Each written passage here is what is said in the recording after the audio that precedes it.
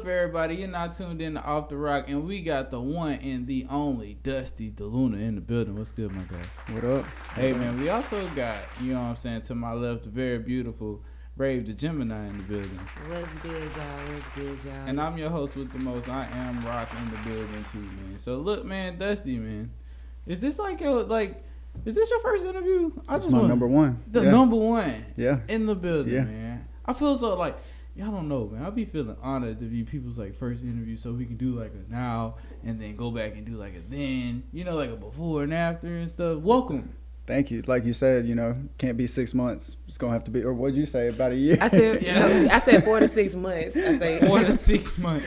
We'll see how much I grow in 6 months. Okay. You know, we'll see. Or a year, whatever it ends up being. Judging by the moves that you're making, it will be a lot. You know what I'm saying? I hope so. You know. So, but let's just dive first. Welcome into the Off the Rock, you know what I'm saying, group. You have been indicted in the head. You know what I'm saying? You're welcome to the class of Off the Rock. Just messing with you, bro. I appreciate it. The way we like to start this thing off, though, for real, I like to see where everybody at. We'll do a little temp check in here. I'll start with ladies first, with 1 being, you know what I'm saying, the worst and 10 being the highest. Where are you mentally right now? mentally, I'm at a 9 today. Hey, come on in. Coming out strong. What you say? Uh-oh. My day just started. Maybe like, 4 hours ago?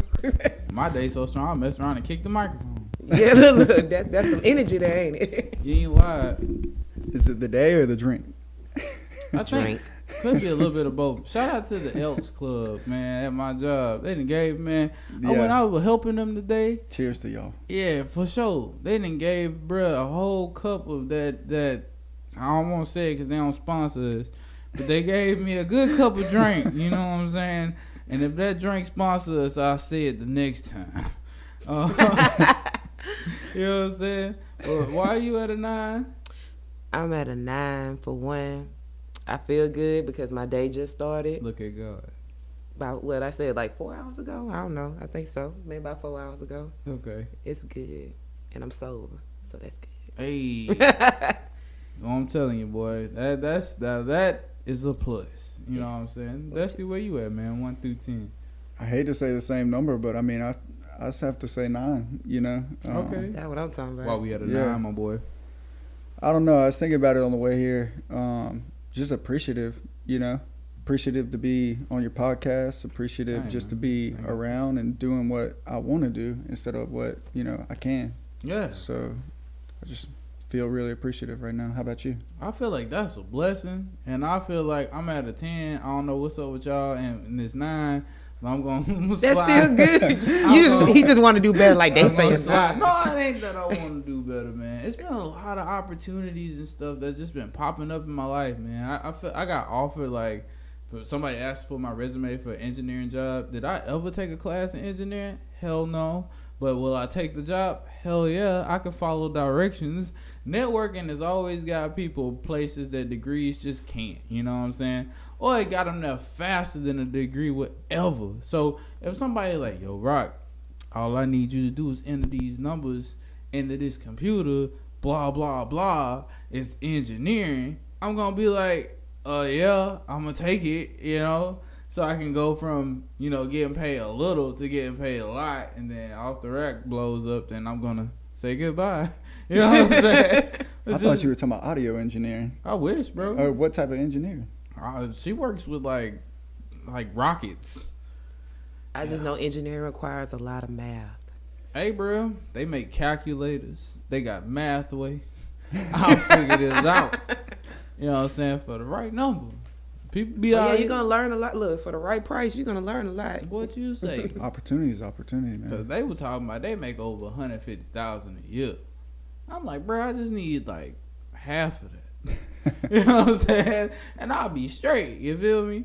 Bro, if I had half of that Off the Rock with, bro, like we would have floating shit right now. Like shit would be We gonna have tigers and everything up in Mine is bad. in the cages. What you say? Like, bro, don't touch my microphone that way. He gonna have a golden microphone and everything. Yeah, it's gonna say Rock.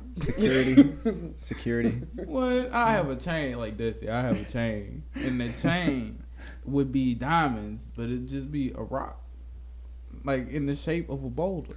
Yo, speaking of that, I love your logo.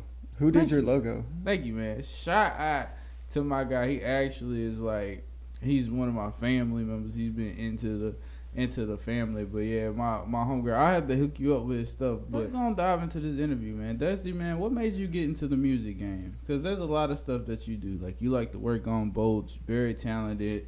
You're a Auburn alum, you know, so we already know, like, the knowledge is there. So what made you want to do music full time?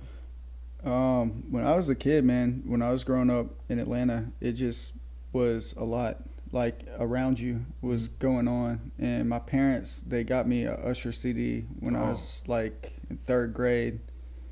And they also got me a Backstreet Boys CD and, like, stuff like that. And I remember, like, and still to this day, I'll listen to the production on some of that stuff.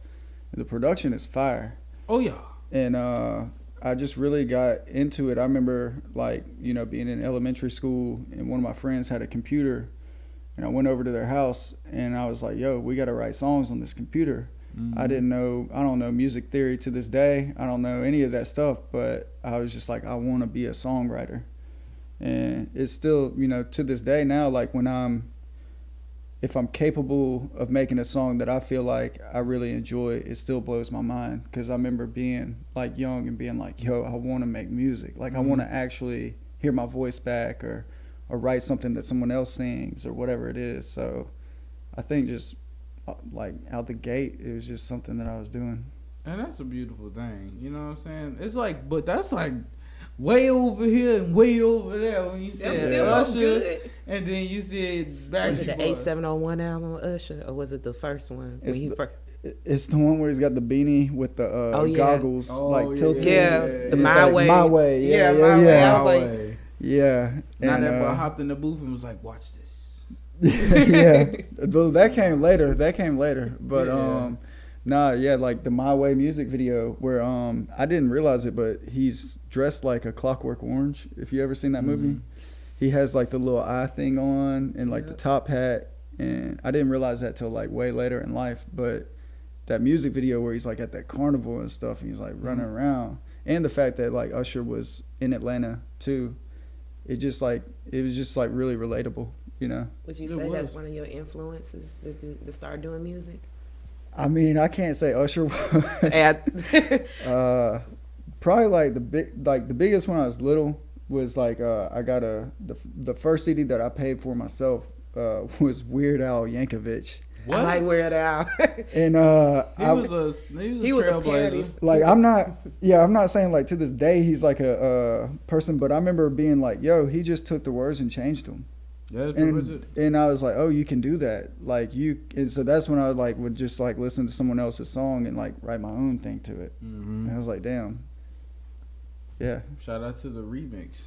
But right now my biggest influences, I say like it's like classic rock, like Bob Seger. That's a good one. Like Leonard Skinner. That's a good one. Ronnie Van Zant is to me like a really, really good songwriter. He was the lead singer of Skinner, and he had like all these double entendres where like Sweet Home Alabama, like the politicians were playing it like at their rallies and stuff, but they didn't realize because it's such a strong double entendre that he's like actually making fun of the politicians. Yeah. But the politicians thought it was like hyping them up. So I don't know, like, and they got a song, Leonard Skinner has a song called Give Me Back My Bullets, and everybody thinks it's like this redneck like guy talking about like gun violence or whatever, but really what it is like on the Hot 100 charts, when your song is rising, there's a bullet on the side of it. So he was like, give me back my rising song up the chart, but everybody thinks he's saying give me back my bullets like on some like southern redneck shit. Yeah. So it's really smart. I like when people do stuff like that. Yeah. Like Jay-Z, you know, does that pretty well too. Of course. Yep. Of course. Now, I mean, let's talk about it. Let's talk about Zundels. You know, Zundels Wolf, yeah. Zundels Wolf, man. That was that like your debut album or your second? Yeah, it was your debut album.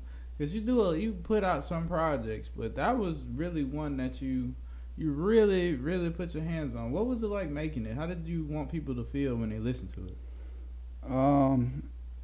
it kind of came about like if you know who like Burner is, the like Cookies.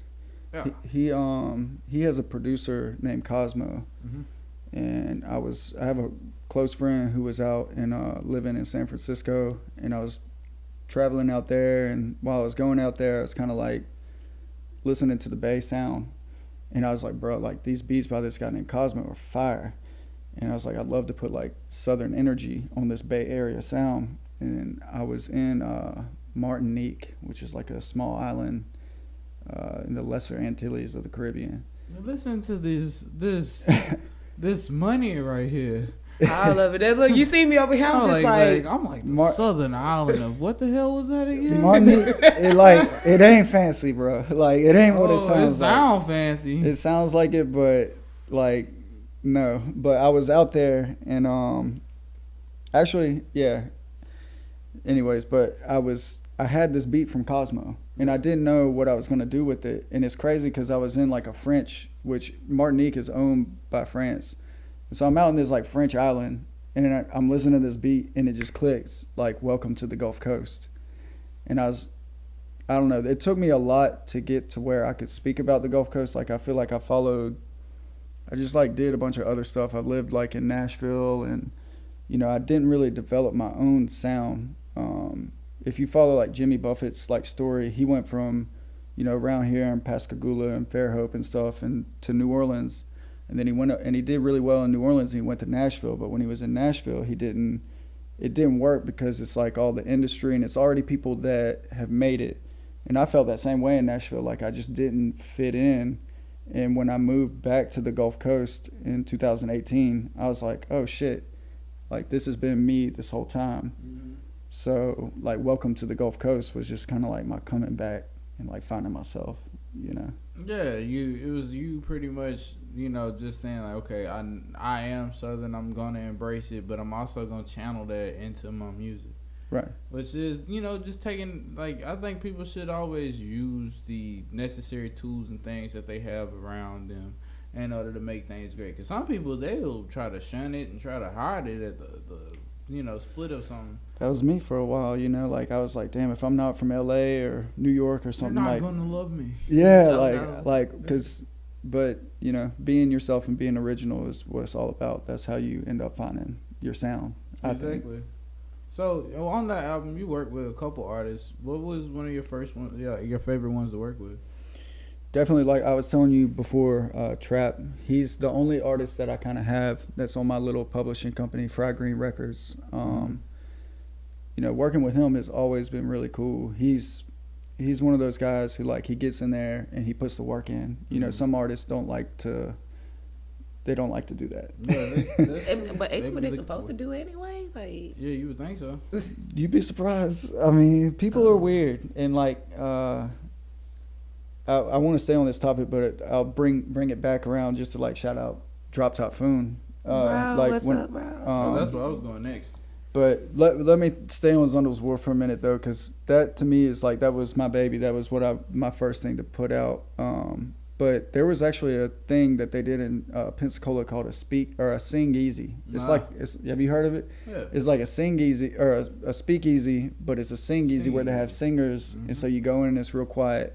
And I heard this girl, Emily Elise, and she was in there singing, and I went up to her afterwards. I was like, I've already got this song written. And there was a girl from Mobile who was supposed to do it, Simone something. I can't remember. She's really talented. I really wanted her, but she couldn't come through. Last name start with a P? I can't remember. I think I know what you're talking about. But she was suggested to me by Keelan Laxton of Dolphin Street Sound. And so I was like hooked. I was like, man, I really want this girl to come through and record, but it never worked out. And I just talked to Emily Elise and was like, yo, like I've already got this song written. Is there any way you would come just attempt to sing it, see how it turns out? And when she did, she killed it. And that was a very pleasant surprise. Summertime Breeze. Yeah. Yep. Which is like a kind of a flip of Summer Breeze by the Isley Brothers. Mm-hmm. I just kind of made like a modern Southern rap version. Modern thing to it. I remember listening to it and I heard that. I was like, okay, that is kind of like that. I was putting two and two together when I listened to it. Yeah. I was just like, okay, that's different right there. Yeah. It's different. It felt like wasn't anything missing. But you also wrote a song called what is it? Only Thing Missing. Only Thing Missing. And you had not thing. Because we Southern. Yeah. You gotta put that okay. I gotta put the twang on it. Yes, you gotta put the twang on it. You know, sometimes when you do that, guys, it's bad for your A1C. I ain't your doctor, but you know. So Only Thing Missing, man. With Drop Top Phone, what was that like creating and working in the studio with Drop Top Phone? Well, that's what I was gonna say is like you say like some artists don't, isn't that what they're supposed to do or whatever. Yeah. When I met Drop Top Phone, it was at Soundwave, which was through CeeLo Bambino, and I walk in the room, it's kind of dark, and we're all listening to Drop Top Phone's Time Zone project before it came out, and it was my first time meeting him, and I was like, I shook everybody's hand, you know, said what up. And then I was like, which one of them is the artist? I couldn't tell because he was so humble and everybody else was humble and like so nice. Usually you walk into a room, like I got my sunglasses on right now. Somebody like you, when you walked in, you were probably like, oh, okay. You know, but like, I don't know. It was really cool for me to be embraced by those guys, you know, being an outsider and working with Drop Top Phone. I mean, it was just like that time. It was just kind of seamless. I watched him record his verse there after I think he had it for maybe 2 weeks, maybe. And he said the first time that he heard the song, he wrote his verse. And I mean, watching him, like we talked about it earlier, how he's unorthodox, like with his flow, just the way that he did it all one take. He was focused. I mean, it was great. Yeah, his energy is unmatched. Sometimes when he be in the studio, I be feeling like when I listen to him, like I should backflip off a wall or I should drop kick somebody at the same time. But then it's smooth. It kind of reminds me a lot of Mystical, you know? It's kind of how he laid down his tracks. It's unorthodox, but it works. I feel like people gravitate to it because the unorthodox, you know? Because you don't hear a lot of people that kind of style as much either, you know? Because when it comes to finding, you know, rapping in general, you have to have your certain style of how you rap. And that one, you don't hear a lot of, because you think about it. When was the last time we really heard Mystical do anything for a minute? Off the wall, I don't know. Oh, yeah, for sure. I was about talking to him and asking him, I was like, yo, you got any new stuff coming out? He was just like, you know, we always working. You know how people deflect sometimes. Yeah, it was kind of like one of those. I was like, yeah, nah, he ain't got nothing. He may be in a situation too where he can't record. He can't release it. He can record all day, but somebody else in a suit controls what he releases. Giving him that old Taylor Swift, old Kesha. Like I said, I think the last time I seen him in a song, I think he was in a song with Trinidad James. I think Mystical. Yeah, I think so. They were talking about thick girls or big girls or something. Yeah. That video. That was the last time I seen him. Shout out to Trinidad James. That boy said, bitch, get off my foot. That's what he said. That I Smell Smoke beat, though. Mystical. Yeah. That is a fire beat. It is a fire beat, man. So I got three words. Fried Green Records. Tell us about it, man. Everybody always says fried green tomatoes. I was all ready to say that. 3 more words: home cooked music. Ooh. So that's kind of like, you know, you vibing with Off the Rock. Mm-hmm. And if you ain't heard of it, you've been under a rock. Fried Green Records, home cooked music. It's just kind of putting the power in the artist's hand. You know, I think I would love to be a record executive one day, but I don't want to be the guy that ever holds back an artist from releasing their art. You don't never want to keep art in prison. My biggest thing is that is great. That is noble in order for you to want artists to be able to get their music out. But the big thing in the music world right now is sampling, dog. Let people be inspired by your joints. You was inspired by somebody else's joints. Let them be able to be inspired and use your joints. They gonna pay you. They pay you a fee. But damn, it's hard as hell to get some stuff cleared. Shout out to Monty Moore from, I think it's like 1985. He had a song called If You Were With Me or If You Were Here Tonight, and that is the sample in my song Welcome to the Gulf Coast. But I do not want to give a shout out. I want to revoke my shout out from Cat Cleared It at Universal Records. I feel like they hurt artists, and Cat Cleared It is somebody who is not good to work with in business. You know, I know that's not really the right thing to do, but that's really how I feel. Shout out to all the Geminis speaking their mind. But Hey, my boy. Universal, I'm not a Gemini, but Universal Music Publishing Group was, it was painful to work that out because I was willing, you know, I had my lawyer reach out to him and we went through everything the right way before I released the record. As you should. And I still retain, you know, my publishing and ownership of my record, but it's not what I wanted it to be for what I paid for it. And I paid a good amount of money to be able to release that record and own part of it, which is my biggest record. So I was like, I knew before it, I needed to go ahead and get the business part taken care of. Yeah. So the fact that you did your due diligence says a lot about you as an artist, because certain artists wouldn't even know to do that. I've been getting phone calls from people trying to get me to hit other artists that I know of to help remake or redo or resize up a sample that they either didn't think about getting cleared or didn't have the knowledge, account, right, resources and stuff. I mean, think about the lawyer. You know, I got really lucky that one of my friends is a intellectual property lawyer. Yeah. So I mean, and I don't think most. I was just it's like a really lucky thing of mine. I mean, and the average artist doesn't probably have that in their back pocket. So. Exactly. That's true. It was a lot of, sometimes when it goes to making it big, luck has to be a little bit involved, Yeah. It is what it is. But, I mean, that's just a lot to think of. So I kind of want to give some, like, little rapid fire questions, out here. So in the rap game, there's a lot of things that people hold their hat on. Some people hold their hat on their ability to create hooks. Certain people hold their hat on their ability to have bars. Some people have the way they put songs together. Some people have their thing. What is the thing for you? What is the it for you? I think right now it's been hooks and concepts.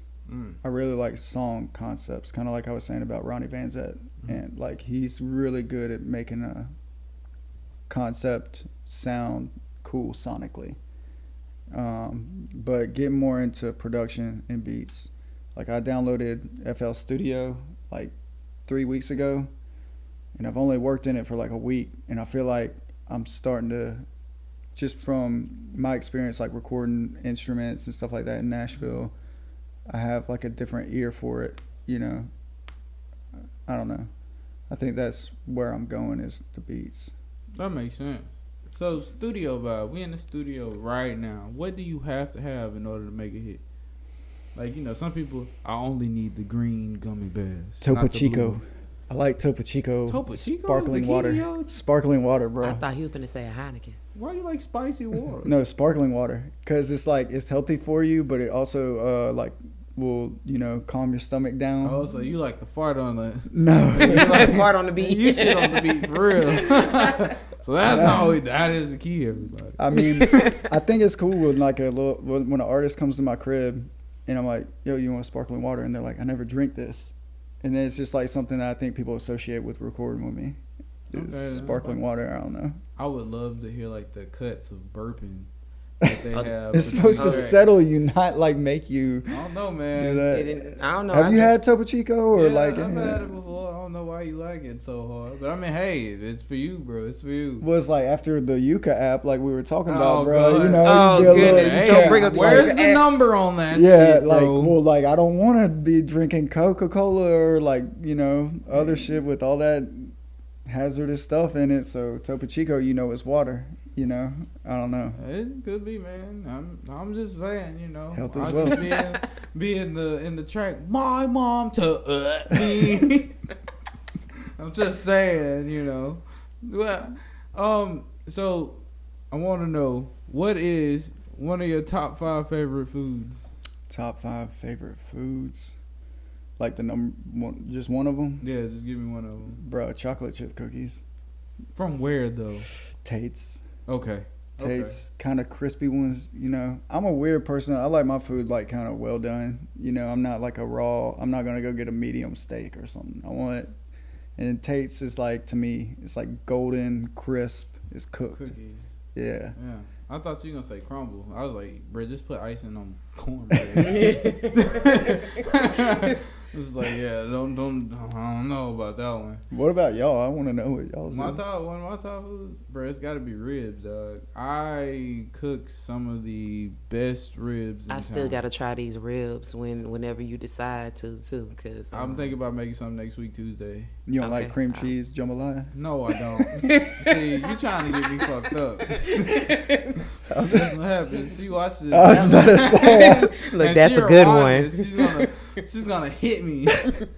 So when he come back with a knot on his head, I'm be like, I know where that came from. Damn, Dusty. The video is going to get taken down. But my first interview. Gone. Nah, bro, I just cut that out. Yeah, I was about to say. How about you? Ooh, I love shrimp. Any type of shrimp, boiled shrimp, fried shrimp. Bubble gump ass. Bro, we're in Mobile, Alabama. Look, you see how I just lean to the side, like. Alabama. Do you like it fried or how do you like it? My preference, I like them boiled Well, or sauteed. That's definitely you like garlic the big butter shrimp or the little ones? Saute. What? Yeah, Who the hell saute is strip? I do. I saute shrimp. Yes. That motherfucker be cooked.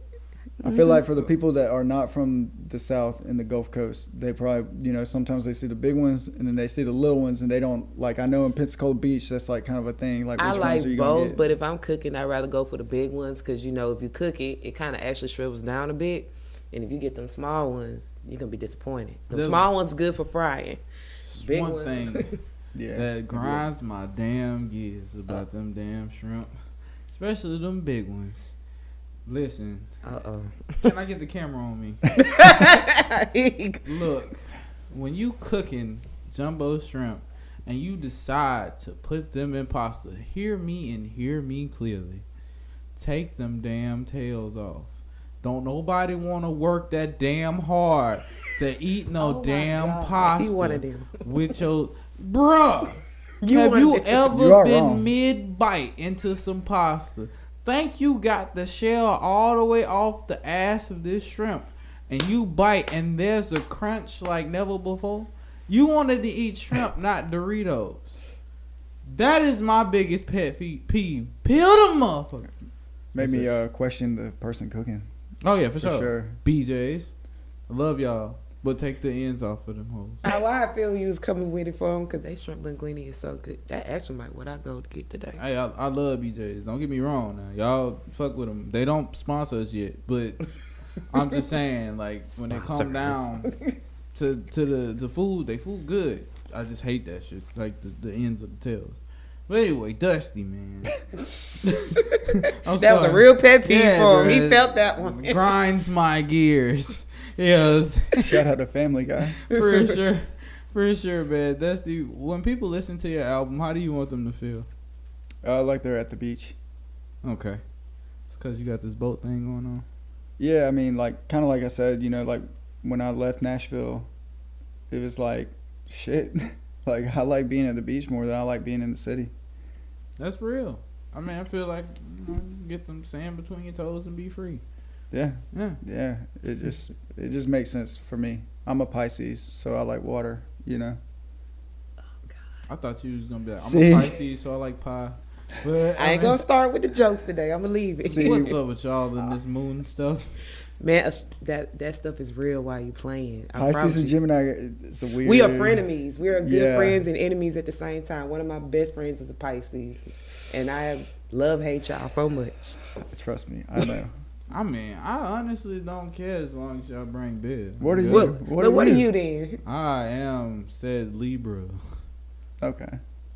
A what? I don't know much about Libra. Oh, you're Lil Wayne's Libra? a Libra, right? Why is that? I get along with y'all, so it's all right. Y'all like balance. Hey, we sure do.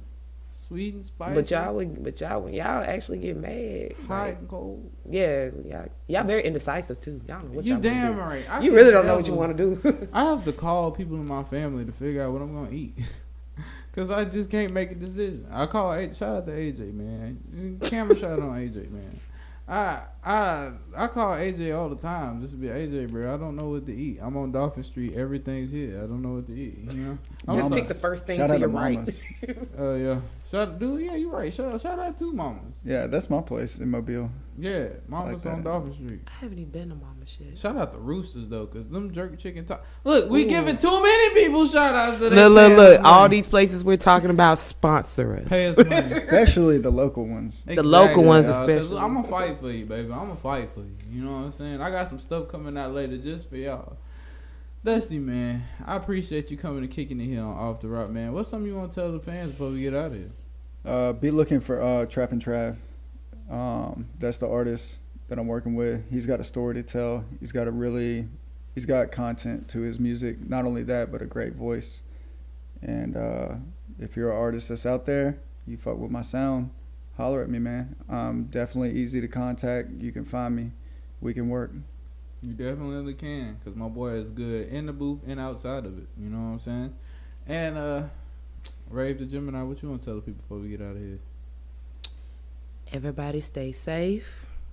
People are crazy. Keep doing what you got to do, especially if you're doing it in music, because our city is definitely coming up. I've been seeing so much talent lately, and it's amazing. I'm shell shocked. Yeah. And I just want to tell the people, if you cooking shrimp, take them damn ends off. I'm so sick of him about this shrimp. I ain't playing with y'all, man. If you cook the shrimp and it had tails on it, be prepared to box, because I'm gonna tell your wife to cook the shrimp like that just to get on your nerves and see your reaction. Don't do it. I'm gonna be bald by the time we get to boxing. So don't do it. All right, y'all, man. Go ahead, check out Dusty DeLuna, man. Go ahead and download Zondal's Wharf, man. Make sure you listening and you subscribing and you tuning in to everything that he has going on. And also remember, if you ain't vibing with Off the Rock, Rave the Gemini, Dusty, man, where are they, dog? Under a motherfucking rock. Hey, man, you already know what it is. AJ, take us out.